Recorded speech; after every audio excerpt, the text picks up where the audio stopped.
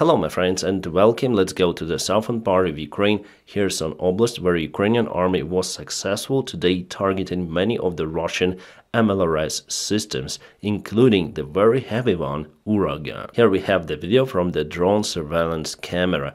Russia apparently put two of the very expensive and very heavy rocket artillery systems together, and right after it, HIMARS attacked both of them. Later on, the other missile hit the target and both of them were kaputted or destroyed. Russians already say that those systems were some sort of the decoys, but I don't believe that because there are some of the traces from the tracks.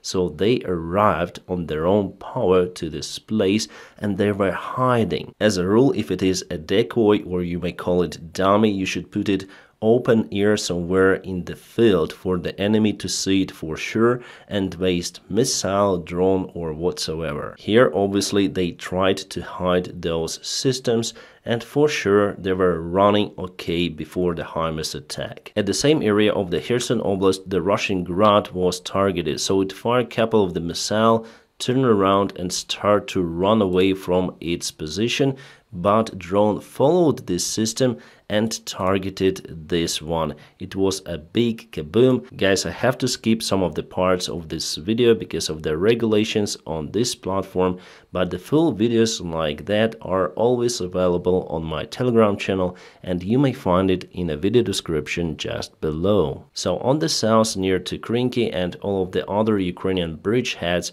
Russia has total fiasco in their useless attacks. Yes, the Ukrainian army also has some of the issues with supplies because there is the Dnieper River and no any bridges across it. I saw some of the videos on the Russian channels or pro-Russian channels that sometimes they fly their FPV drones targeting Ukrainian boats out there. But at the same time, Russian army suffers much more in this place. Because of that, I think that it is profitable to keep those bridgeheads across the Dnieper. You see that Russia has to concentrate lots of the forces in this region, otherwise they might have used them somewhere in Donetsk region or near to Bakhmut where Russia tries to attack. So recently they tried to move from Kurdimivka a little. They organized the convoy, armored vehicles, tanks, everything as usual.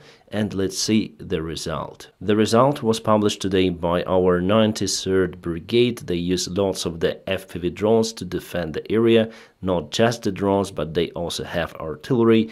And you see how Russian armored vehicles, tanks, all being demolished in the Bakhmut sector. They usually leave those vehicles after the first attacks and later on our guys finish those. Here you may see the other tank which tries to back, but it was too late for them, hit by many of the drones, and later on the infantry which is left in the area is being finished by the drop bombs from Mavic drones or other types of the drones. So here this vehicle has already been left and screwed. And quite a nice kaboom of the Russian tank.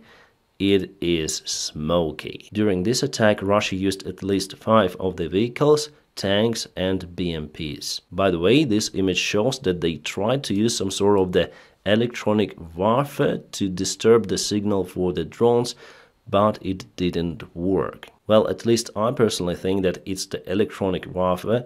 I don't think that Russia started to use periscopes on their tanks high like that. But also it shows that Russia now tries to experiment with electronic warfare with modern systems, trying to disturb the operation for Ukrainian drone units. And according to our drone commander Magyar, sometimes the Russian electronic warfare works well. In the nearby future, it will be complicated to use the drones to attack the Russian armored vehicles. So we have to come out with the new ideas. And there are some other countries which are willing to help Ukraine with the drone army. For example, Latvia wants to consolidate around 20 of the allied countries to start the collaboration for the drone production for Ukrainian army. Hopefully they will make it happen. About the front lines in general, I see many of the attempts for the Russian army to advance to attack but for the last 3 days there is no any kind of the advancement or the ground gain from the Russian side. It means that their tactics simply doesn't work, and they still do not have the strategic initiative on the front lines.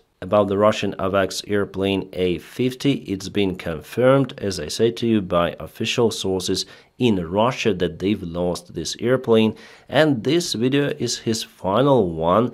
Then this particular unit was recorded on his approach to land. Russia says that they've lost at least 11 of the crew members. The crew members on those kind of the airplanes are not ordinary. They have to go through the special training, which sometimes might take years. For the pilots, for sure, but also for the radio operators. I mean, those people who handle this very sophisticated equipment. Not just Russia lost one of their most expensive airplanes, but also very experienced crew members. The Russian colonel Sergei Volkov, who was responsible for the security of the Kerch Bridge, was imprisoned today by the Russian court for 6 years because he neglected the safety measures. He was accused of supplying the low-quality radar systems and electronic warfare that should have prevented the drone attacks on the Kerch Bridge, including the drone boats. This guy was arrested after the second attack on the Kerch Bridge. Well, I guess the next security chief will be also imprisoned because Kerch Bridge is not forever over there. Bloomberg came out with a big article about the Ukrainian future perspectives, about the strategy and the situation on the warfield. They say that Ukraine should abandon offensive operations and go on defense. That is what we are talking about probably for the third month already. Zelensky understands why this makes sense, although he would not like to talk about it publicly. He already told about it publicly. He said that Ukraine will go on defense this year for sure. It isn't a top secret inside information as Bloomberg wants to show it. We simply see it from the current military resources which Ukraine doesn't have to perform the offensive operations. That's it. That's all the secret. Before the United States elections, Russian Federation will focus on keeping the captured territories.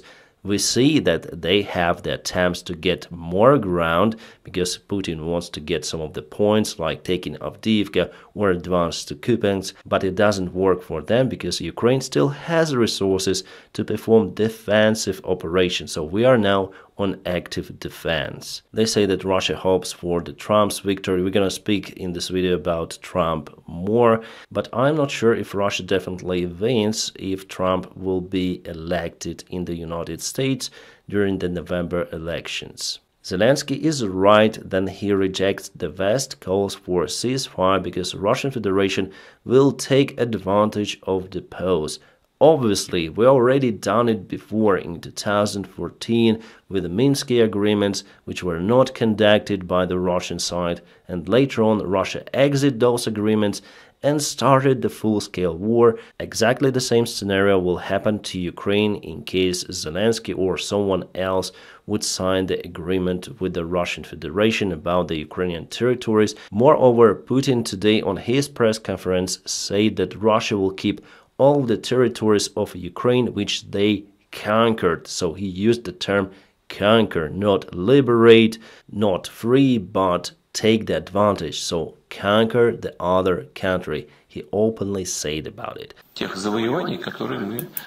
Завоевание means conquer. So he says about the peace talks that Russia will never give up the lands that they conquered. He said завоевали, the word which only belongs to aggressor and now associates with the Russian Federation. It means that Russia has no plans to leave Ukraine and they'll continue to feed their army to follow their mission establishing the full control over the Ukrainian territory. It seems like they do not understand that this mission is simply impossible. Even if Ukraine wouldn't have any kind of the weaponry, I mean from Europe or America, our people will still continue to fight. It will be a partisan fight, so Russia will create a hot spot in Ukraine for their army and basically for themselves as for the citizens. Because in that case, the wave of the violence will go to Russia as it happened in Chechnya. Chechnya is very small compared to Ukraine, but even there Russia had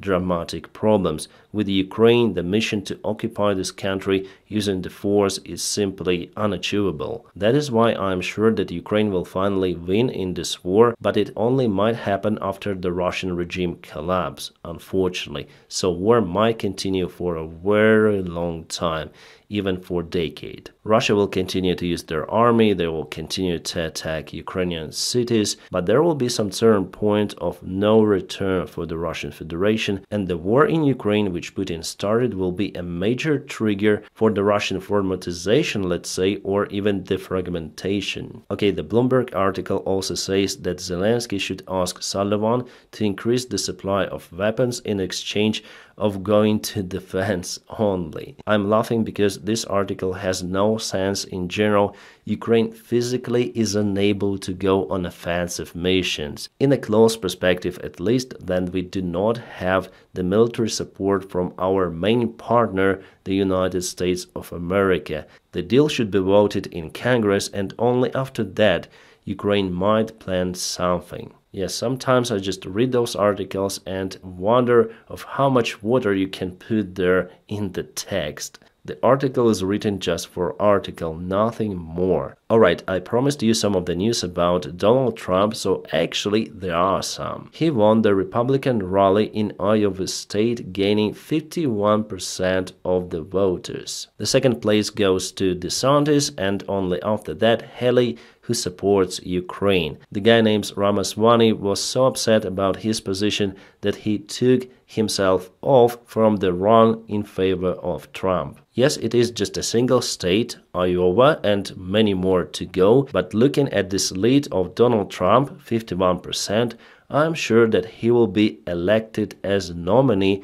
from Republican Party to run in the future president elections. I'm sure that we're gonna see the same Trump-Biden battle as it was the last time. With the same outcome? Well, there is a big question about it. Probably you already know why I am concerned about Trump being a president of the United States of America, but let me just remind you with this video. President Putin very well. I know Zelensky very well. I'm gonna get him in. We're gonna get it solved very quickly. Should have never happened. Would have never happened. Now you have all that death, far greater than people understand. The numbers are far, far greater than anybody would even think possible. You're going to find that out in the years to come. When they knock down these massive buildings in Ukraine, and then you see they announced 2 people were slightly wounded. No, many people were killed. Many people were killed. We're going to get it stopped. But it's so sad because it should have never started. People killed and a culture destroyed. You can never replace 1,000-year-old buildings with the most beautiful golden domes and churches and everything, just all rubble now. Yes, obviously, it is a great tragedy of what is happening in Ukraine. It should have never happened, as he said, but Putin made his decision, so he is a killer. But Donald Trump again says that he wants to negotiate with killer. He knows Putin, he knows Zelensky, so they should sit and talk. I would say more. Zelensky and Putin know each other, they even speak the same Russian language. But it doesn't mean that they are friends, because again Putin started this war. As I showed you before in this video, the actual Putin speech that he doesn't want to give up the conquered territories of Ukraine. It means that according to the Trump's logic, the talk should be about cutting Ukraine into of the parts to stop the war. Well, I'm sure that Ukrainian government will never support those kind of the agreements with Russia, but let's say that those agreements happened and Russia took the part of the territories and the rest of the country belongs to Ukraine. But the goal of Vladimir Putin is to take all of the Ukraine. So this solution, if it will be, it is just a temporary one. Russia 100% absolutely will start a new war in Ukraine in attempt to get full control over the country. Maybe they just want to leave the small part on the west, that's it. I would honestly like negotiations to happen, but the result of it is the next war. With the current Russian regime, the peace is not possible. So why does Donald Trump continue to speak about this fake peace with Putin? The answer is very simple. He just wants to be elected. He says that he finishes all of the problems that take funds from the United States budget, and he wants to spend those funds to some of the other programs. It is the only reason, just talking populist rhetorics. So if he gets elected, for example, it doesn't necessarily mean that he will push Ukraine to negotiate with Putin. No. The main goal is to be elected, and you know Trump, he uses every kind of tool. There was the report from the Russian sources that Brits landed with their special forces in Crimea. Wow. Well, I have some of the insights in the SAS, so guys shared some of the photos of their landing operation in Crimea. It was really hard, but they made it. Also, Russians shared the photo of the Mi-8 helicopter from inside, so there's probably a tiny little hole left in this door, and because of the wind, the snow went inside. It happens because Russia stores their helicopters and other aircraft open air in the airfields. The internal de-icing procedure is now required. About the Iranian attack on the United States facilities in Iraq, well, so far there is no response from the United States. The only thing they say that there are no any casualties and no critical infrastructure was damaged. At the same time, we have this video showing the remains of the residence of the Kurdish businessman Pershav Dizaya in Erbil city. So as you can see, it is completely demolished. As it was reported, Iran launched 4 of the missiles to target that particular building, so Peshav and his family were killed because of that attack. Iran says that he worked for Israeli Mossad and also supported some of the Israeli businesses. Not sure if it is true. The United States Navy intercepted a fishing boat which carried the parts for the ballistic missile to Yemen. The original source has the information about the losses in the United States Army. 2 of the American servicemen drowned during this mission. The precise details of what led to it are unknown. It is very sad that the United States had losses conducting this operation. As you see, Iran continued to send the military equipment to Yemen, and those missiles are used to target civilian and military ships in the Red Sea. So Yemen Houthis performed the act of terror directly but under command and support of Iran. My friends, don't forget to press the like to this video. By doing so, you help me a lot. And also please check out some of the links in the video description just below if you want to support my job. Thank you so much for your kind support. My friends, I wish you all a peaceful sky wherever you are, and have a great time.